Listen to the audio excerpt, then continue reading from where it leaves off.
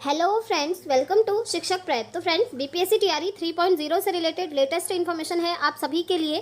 सबसे अच्छी बात यह है कि जो आपका एग्जाम होने वाला है ना, उसके लिए दोबारा से आपके आवेदन हो रहे हैं। जी हाँ, इसको लेकर अभी हम डिटेल में देखेंगे। साथ ही साथ फ्रेंड्स, यहाँ पर एग्जामिनेशन डेट को लेकर हम बात करने वाले हैं, क्योंकि एग्जाम डेट अब आपकी चेंज हो चुकी है। साथ ही फ्रेंड्स, आपका एडमिट कार्ड कब आएगा, एडमिट कार्ड को लेकर हम देखेंगे। और एस्टेट स्टूडेंट्स के लिए बहुत बड़ी अपडेट है फ्रेंड्स, आपका जो एस्टेट पेपर 2 है ना, उसकी एग्जामिनेशन डेट भी आ चुकी है और साथ में एडमिट कार्ड भी आपके आ चुके हैं। तो इसको लेकर क्या अपडेट है देखेंगे। तो चलिए सारी चीज़ें हम डिटेल में देख लेते हैं वन बाय वन। सबसे पहली अपडेट हम देख लेते हैं फ्रेंड्स, आपका जो एस्टेट पेपर 2 है उसको लेकर जो अपडेट आया हुआ है। ठीक है, देखिए एस्टेट पेपर 2 की परीक्षा 11 से और 5 को प्रवेश पत्र होगा जारी। तो चलिए देख लेते हैं।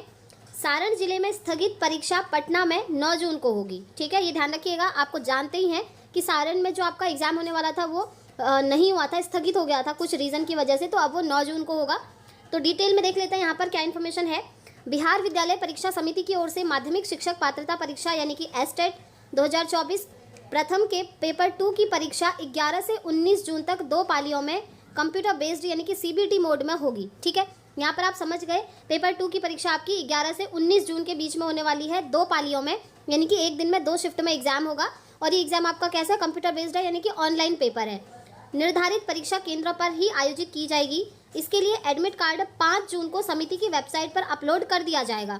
तो 5 जून तक आपको वेट करना है। 5 जून को आपका एडमिट कार्ड आ जाएगा और जैसे ही एडमिट कार्ड आ जाएगा आपको इस चैनल से इन्फॉर्मेशन मिल जाएगी। देखिए, संबंधित अभ्यर्थी अपने यूजर आईडी के रूप में एप्लीकेशन नंबर एवं पासवर्ड के रूप में अपनी जन्मतिथि का उपयोग कर समिति के वेबसाइट से अपना मूल प्रवेश पत्र डाउनलोड कर सकते हैं।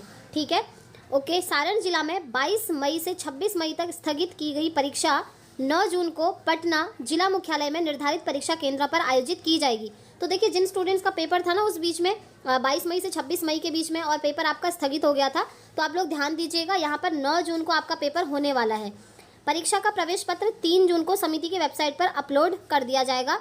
तो जैसे ही आपके ऑफिशियल वेबसाइट पर ये आपका एडमिट कार्ड आ जाएगा ना, तो आपको यहाँ से इन्फॉर्मेशन मिल जाएगी। इसलिए अगर आप चैनल पर पहली बार आए फ्रेंड्स, तो चैनल को सब्सक्राइब जरूर कर लें, ताकि हर एक ऑथेंटिक अपडेट आपको टाइम से मिलती रहे। और ये आज की ही अपडेट है, तो एस्टेट वाले स्टूडेंट्स जितने भी हैं अपनी प्रिपरेशन में लग जाइए, क्योंकि इस बार आपको एस्टेट क्वालिफाई करना है। जी हाँ, क्योंकि इस बार अगर आप एस्टेट क्वालिफाई कर गए ना, तो आप बीपीएससी टीआरई 4 में अपीयर हो जाएंगे। बहुत अच्छा मौका है। टीआरई 4 में भी आपको 1 लाख प्लस वैकेंसीज देखने को मिलेंगी। उसका रीज़न ये है, आप देख ही रहे हैं, टीआरई 1 और टीआरई 2 में काफ़ी सारे सेलेक्टेड कैंडिडेट्स को बाहर किया जा रहा है, जो कि अदर स्टेट के हैं और अदर स्टेट के होने के बावजूद उनके सीटेट में 90 से कम मार्क्स हैं। ऐसे स्टूडेंट्स को अब बाहर किया जा रहा है। और जो अदर स्टेट वाले कैंडिडेट आरक्षण लिए हुए बैठे थे, आरक्षण के बेसिस पर उनका सिलेक्शन हुआ था टीआरई 1 या टीआरई 2 में, तो ऐसे लोगों को भी अब सीधे सीधे बाहर कर दिया जा रहा है। हर डिस्ट्रिक्ट से लिस्ट आ रही है टीआरई 1 और टीआरई 2 की। कल मैंने आपको दरभंगा से लिस्ट दिखाई थी। आप बिलीव नहीं करेंगे फ्रेंड्स, दरभंगा में टोटल 42 कैंडिडेट्स की लिस्ट जारी हुई है, जो अदर स्टेट के हैं और या तो वो आरक्षण लेकर के यहाँ सेलेक्ट हुए थे या फिर उनके सीटेट में 90 से कम मार्क्स हैं अदर स्टेट वालों के। तो ऐसे कैंडिडेट्स की लिस्ट जारी हुई है और दरभंगा से 42 कैंडिडेट्स मिले हुए हैं। उनका अब नियुक्ति पत्र रद्द किया जाएगा। और साथ ही साथ उससे पहले मुजफ्फरपुर से, कटिहार से, काफ़ी सारे डिस्ट्रिक्ट से आपके ऐसी लिस्ट आ रही है। तो इससे क्या होगा ना, आपकी मोस्टली सीट जो है खाली होती जा रही हैं, तो उन खाली सीटों को इन्होंने भरना होगा। और टीआरई 4 आपका आने वाला है, तो टीआरई 4 में वैकेंसीज आपको ज़्यादा देखने को मिलेंगी।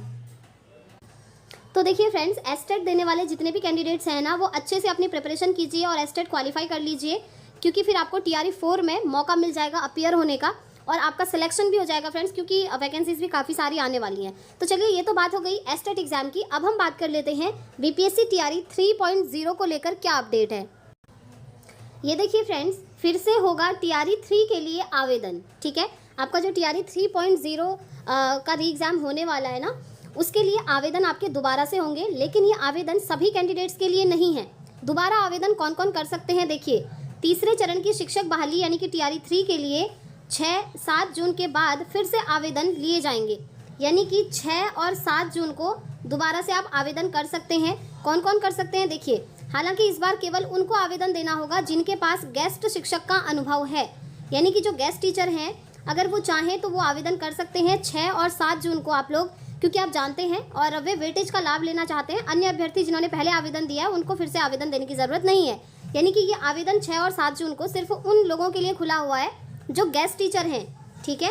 देखिए, क्योंकि आप जानते हैं गेस्ट टीचर को यहाँ पर हाई कोर्ट ने आदेश दे दिया है कि आपको वेटेज मिलने वाला है।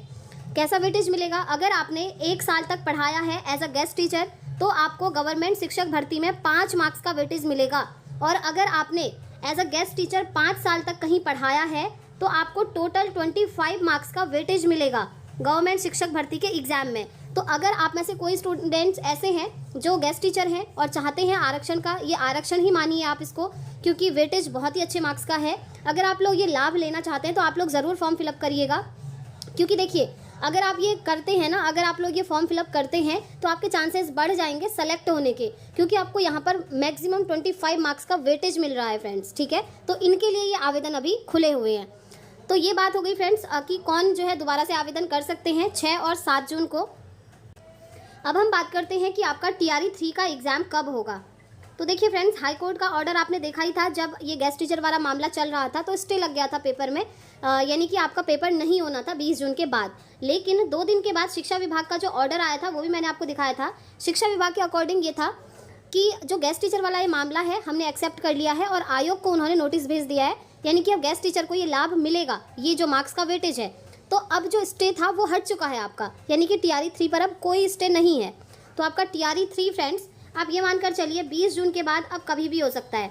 अब ये नहीं कहा जा सकता कि 21 जून से स्टार्ट हो जाएगा या 30 जून से होगा, तो ये किसी को नहीं पता, क्योंकि ऑफिशियल इन्फॉर्मेशन तो अभी तक नहीं है। लेकिन हाँ, एग्ज़ाम ना कराने का जो रीज़न था, जो स्टे लगा था, वो ख़त्म हो गया है। तो अब जो है BPSC के ऊपर डिपेंड करता है कि वो एग्ज़ाम कब करवाए।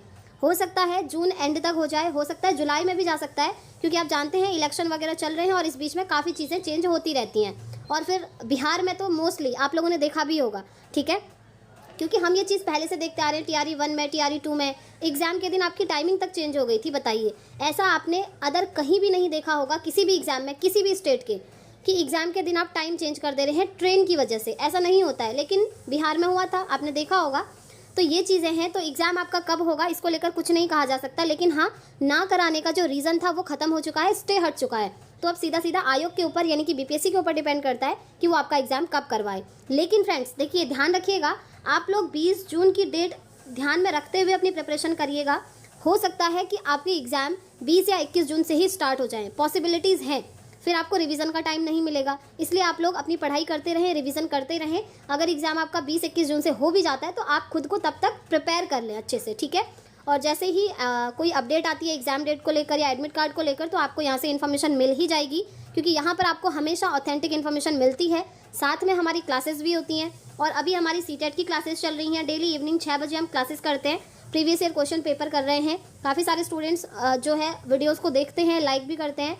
तो अगर आप लोग भी प्रिपरेशन कर रहे हैं CTET की, तो इस चैनल को सब्सक्राइब ज़रूर करें और साथ में आप प्रिपरेशन ज़रूर कीजिएगा, ठीक है।